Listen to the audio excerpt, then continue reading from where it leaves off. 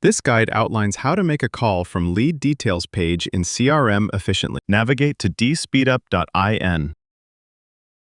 Click on Lead. Click the phone icon for the required lead to initiate the call. The call is triggered immediately using the configured calling service.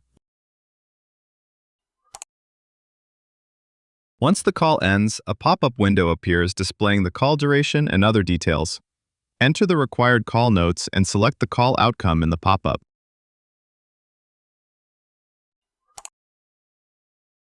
Click on Save. To check the call activities, open Desired Lead. Click on Activities. Call details and notes will appear in the activity timeline.